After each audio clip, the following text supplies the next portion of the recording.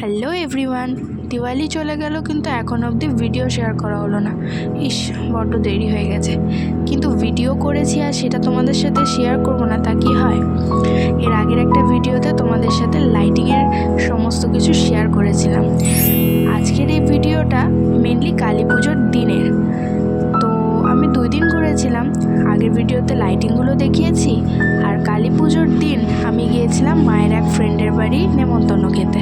কালী পুজোরই নেমন্তন্ন ছিল, তো নেমন্তন্ন খেতে গেছি। আর বহরমপুরের ওই সব দিকগুলো ঘুরে আসবো না যেখানে মেনলি কালী পুজোটা খুবই বড় করে হয়, তো তা কি হয়, তাই গিয়েছিলাম প্রথমে কেন কলেজ ঘাট, তারপর গোড়াবাজার নিমতলা, আরও 2-1 জায়গায় গিয়েছিলাম। কিন্তু এত ভিড় ছিল সেদিন যে বলার নেই, পা ফেলার জায়গাটুকুও পাচ্ছিলাম না রাস্তায়।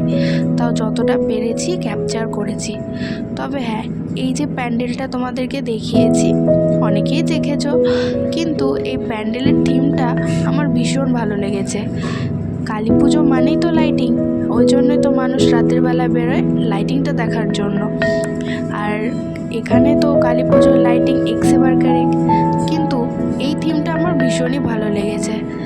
আর এর প্যান্ডেলের চারিদিকে যেই শিল্পকার্যগুলো ছিল সেটা খুব সুন্দর।